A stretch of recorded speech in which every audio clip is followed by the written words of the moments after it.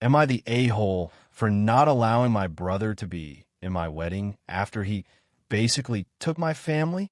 I'm 35 now, and it feels like the past several years of my life could fill a book with drama and heartbreak. The whole saga begins back when my dad passed away. That was a tough time for me and my younger brother, who was still in college then. His studies were important, and I didn't want his future to get sidetracked because of our loss. So I took on the responsibility of keeping us both afloat. I couldn't pursue my own dreams of going to college because I had to work several jobs. It was a sacrifice, but one I made willingly to support my family, which at the time included my then wife and our young son. My brother couldn't afford rent on his student budget, so I invited him to stay with us. It seemed like the right thing to do. Initially, it was good.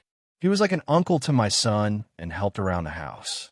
However, as time went on, the stress of juggling work, a rocky marriage, and extended family living with us began to take its toll. My marriage started to deteriorate. Arguments with my wife became more frequent and more intense. It was during this chaotic time that I made a shocking and painful discovery. My brother was having an affair with my wife. This betrayal cut deep.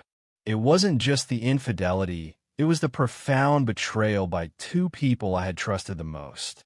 I divorced my ex-wife, but the saga didn't end there. In a twist that felt like it was out of soap opera, my brother married her in less than a year after our divorce. The divorce proceedings were tough. I fought hard to get full custody of my son, wanting to protect him from the unstable environment my ex and brother now provided. Unfortunately, the court decided on shared custody. My ex-wife painted a picture of me as the problem in our marriage, using our past issues, which were now compounded by the current situation, to her advantage. Living through this period was like navigating a daily minefield of emotions. I was devastated, angry, and felt a profound sense of loss, not just for my marriage, but for the brotherly relationship that was irrevocably damaged. He didn't just betray me. He stepped into my life, taking my role as a husband and then attempting to do the same as a father. My son, who is 7 and very bright, found himself in the middle of this complicated family drama. My brother has been pushing him to start calling him dad, which has led to several heated and painful arguments between us. The thought that my brother is attempting to erase me from my son's life is something I find unbearable. Now, amidst this storm, I found some solace and happiness. I'm engaged to be married to a wonderful woman who is empathetic and supportive. She has been a rock during these turbulent times, understanding my pain and standing by me as we are future together.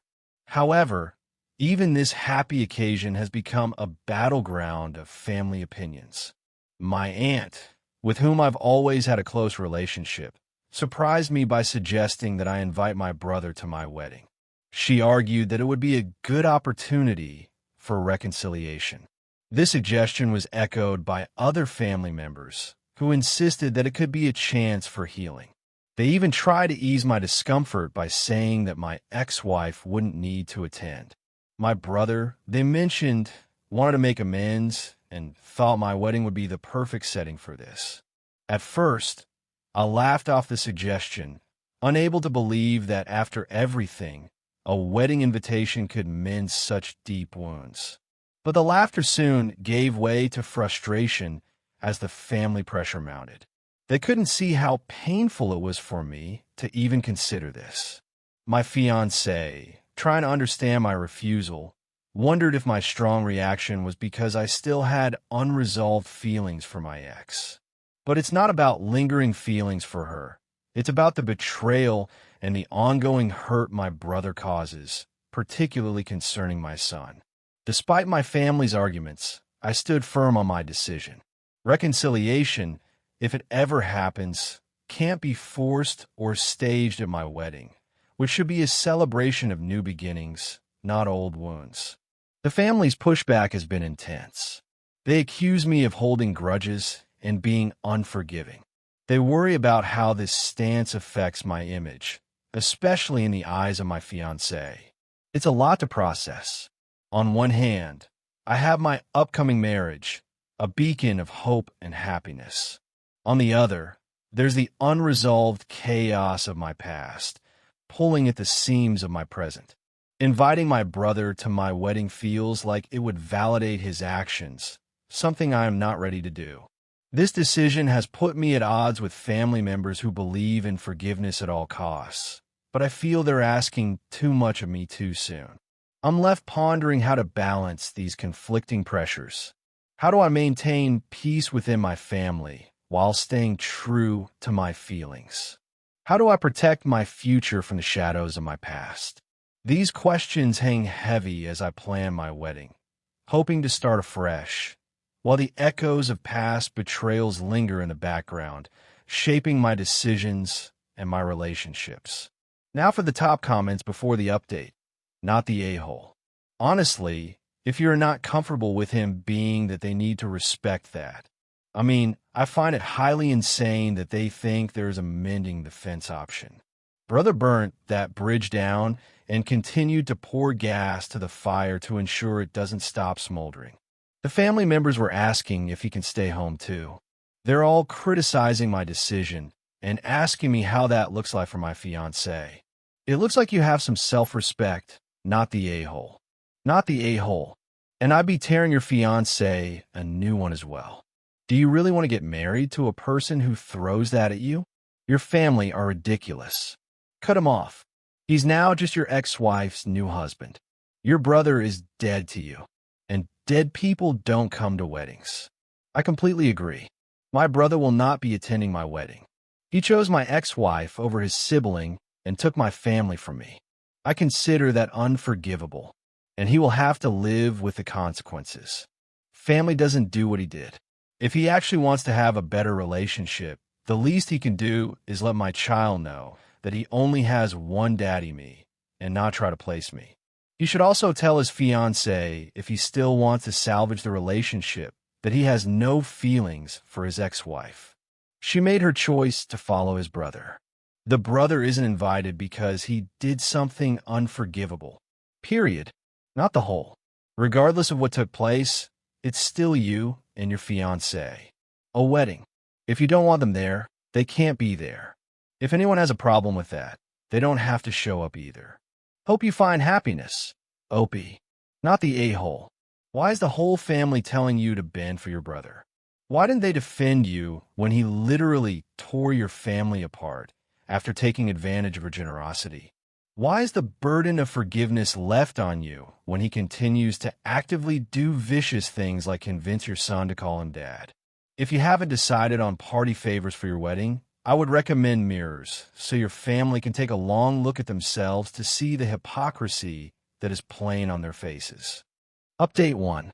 Since my last post, tensions have only escalated with my family over the decision not to invite my brother to my upcoming wedding. Despite clearly explaining my stance and the reasons behind it, my family continues to push back, which has been incredibly stressful. In a recent family gathering that was meant to be a simple dinner, things took a turn for the worse. My aunt, who has been particularly vocal about me reconciling with my brother, brought him up again. She argued that weddings are about family unity and forgiveness, which sparked a heated debate at the table. To my dismay, my brother was also unexpectedly brought to the dinner by another relative who thought it would be a good opportunity for us to clear the air. The moment he walked in, the atmosphere tensed up significantly. My brother, rather than being conciliatory, took a more confrontational approach. He made a snide remark about how I was still holding on to the past, and even suggested that my reluctance to include him in the wedding was more about my unresolved feelings towards my ex-wife about the betrayal I felt from him. He accused me of using him as a scapegoat for the failure of my marriage and not being man enough to handle my issues directly with my ex. My brother's words were cutting, and unfortunately, they did not stop there. He continued by saying that he was a better father figure to my son than I ever was, claiming that my son prefers the stability he and my ex-wife could offer over the supposed bitterness and anger I was nurturing. I was furious and deeply hurt by his accusations. The situation escalated quickly, and I ended up leaving the dinner early, feeling betrayed not just by my brother, but by the family members who seemed to support his narrative. Since that night, I've had several conversations with my fiancée, who, despite earlier misunderstandings, has been incredibly supportive. She witnessed the entire exchange that night and saw firsthand the toxic dynamics I was trying to avoid by not inviting my brother to our wedding. She agreed that the environment my brother and my ex-wife were creating was not healthy for my son, and we discussed taking further steps to ensure his well-being. In light of all this, I've decided to seek legal counsel again to see if there are any adjustments that can be made to the custody arrangement given the hostile environment my brother is fostering, especially with his attempts to replace me as a father figure in my son's life. As for my family, the divide has only deepened, and while it pains me to become estranged from them, my priority is the health and happiness of my own immediate family, my son, and my fiancée. I need to protect them and myself from further harm. I appreciate the support from those who have shared similar experiences and offered advice. It has helped me feel less alone in this struggle. I'll continue to update as things develop. Thank you for standing by me. Story 2, am I the a-hole for not supporting my cousin's relationship? I'm a 27-year-old woman, and my cousin, who is now 23, has been one of the closest people in my life for many years. Our bond strengthened significantly when she turned 16. We started doing almost everything together, from shopping trips to late-night movie marathons. When she turned 18, she even moved in with me for a bit. During that time, she became more like a little sister to me than just a cousin. We shared secrets, supported each other through tough times, and celebrated good times together. At the same age, I was deeply in love with a man named Mark, who was also 27. Mark and I had a serious relationship. We talked about the future a lot, marriage, kids, the whole dream. But when I was 25, those dreams shattered.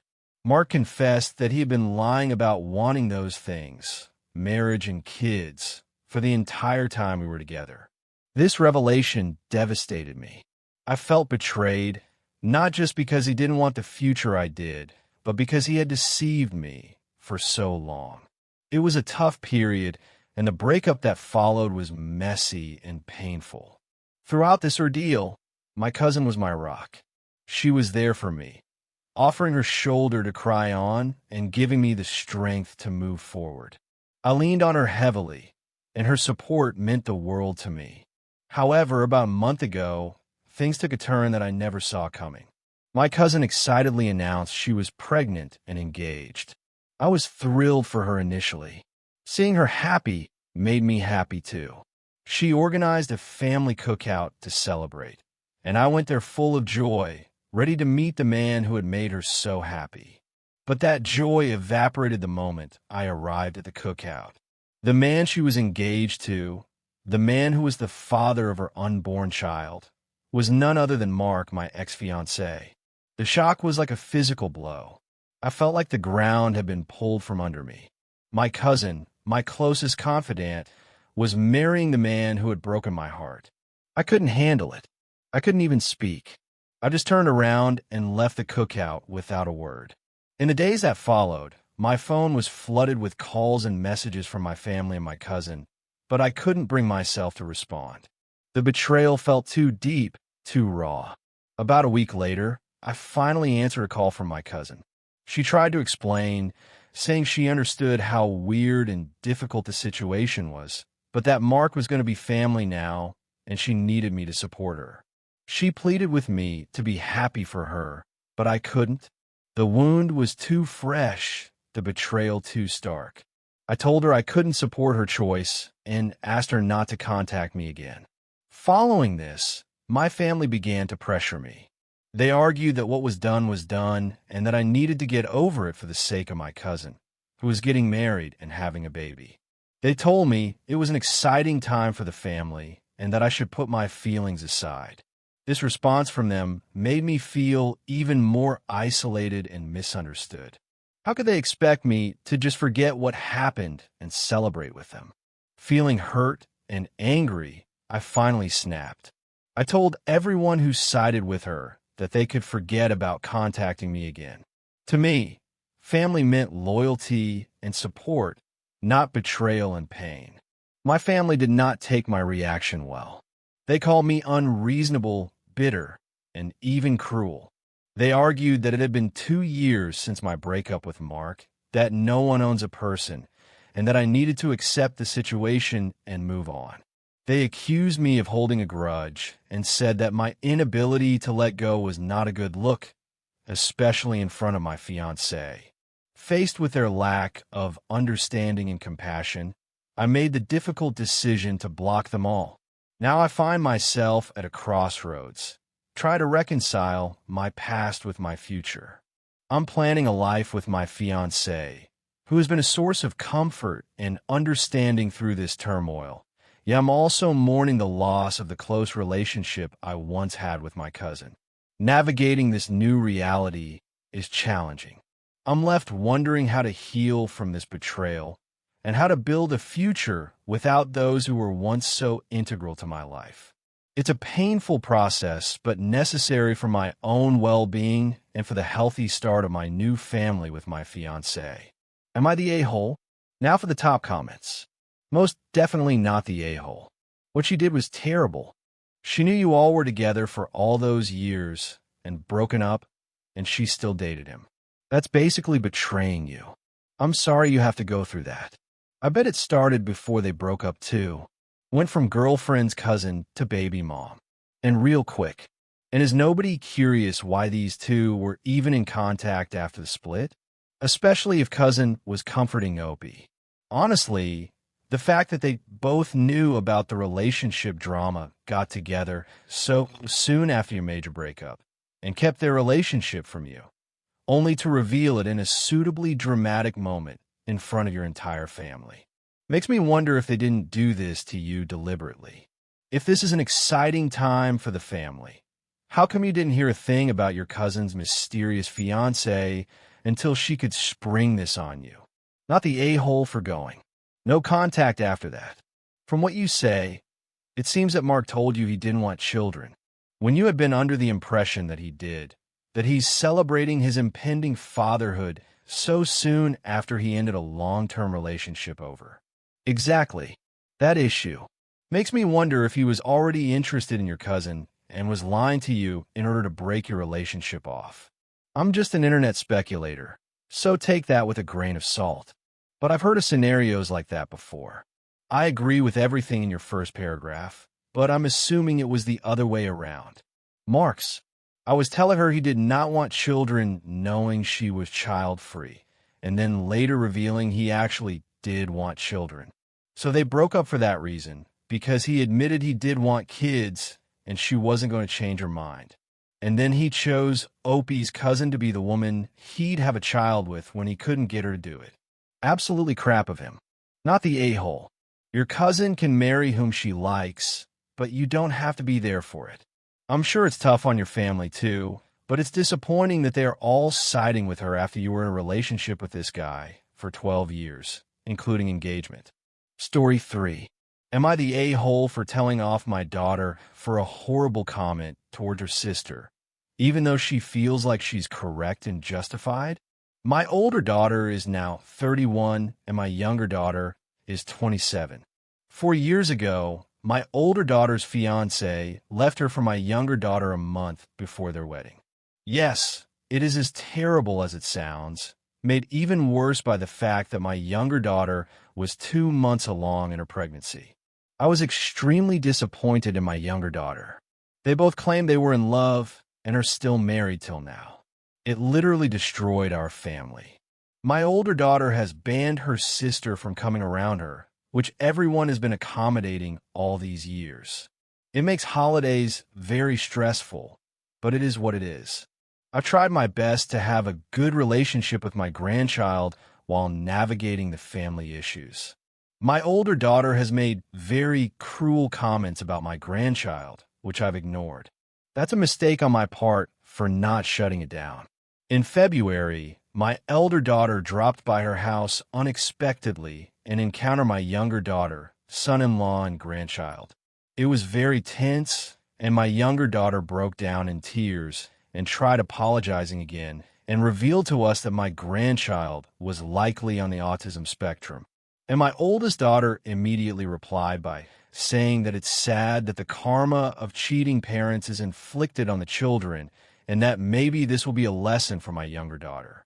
My son-in-law and my oldest daughter got into a huge fight and everyone left in tears. I've always been sympathetic to my older daughter and have usually taken her side, but I think what she said is extremely out of line and mean. I told her that what she said was unacceptable and that she needs to apologize or I will not be having her over anymore. She then told me that my parenting is atrocious and it's no wonder my younger daughter turned out to be a bad word. I've clearly messed up somewhere too. Have raised two daughters who've made such cruel judgments. But am I wrong for taking a stand on this issue? Both my daughters were lovely people with a lot of success, but our whole family is so angry and sad now.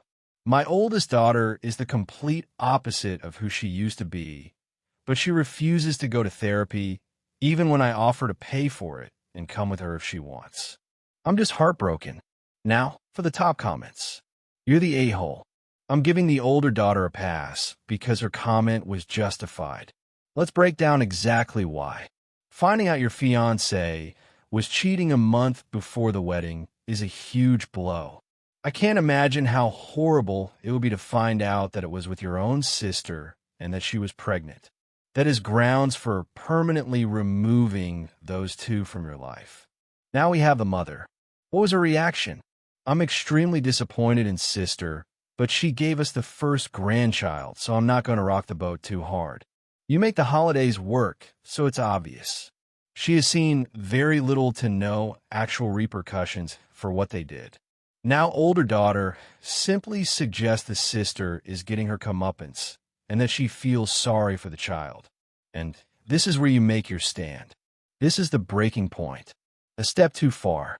Jesus, Opie, could you make it any more obvious how much you favor your younger daughter? Your older daughter is right. Your parenting is atrocious.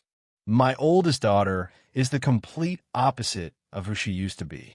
No crap, Sherlock.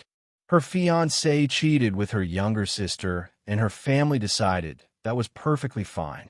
While therapy probably would be helpful for her, therapy needs to be with someone you trust. Why would she want you there?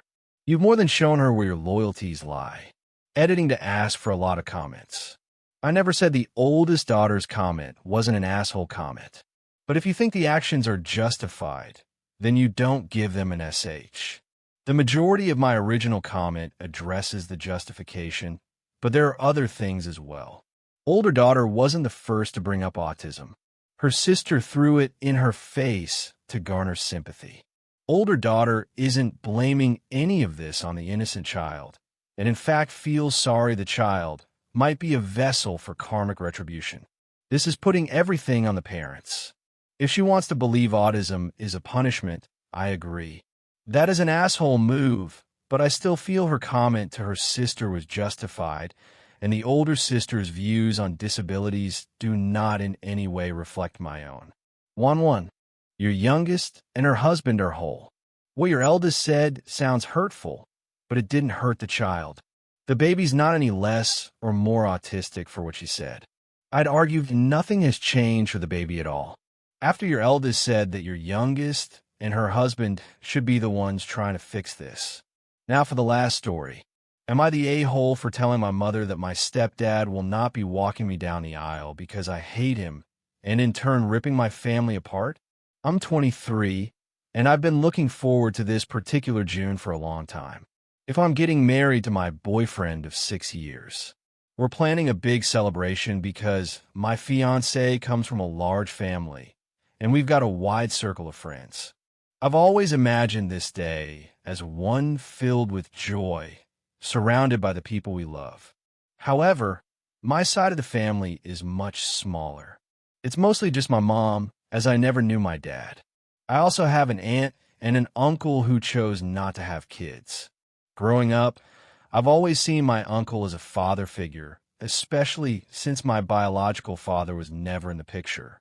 My mom married my stepdad when I was 12, but to put it mildly, I've never warmed up to him.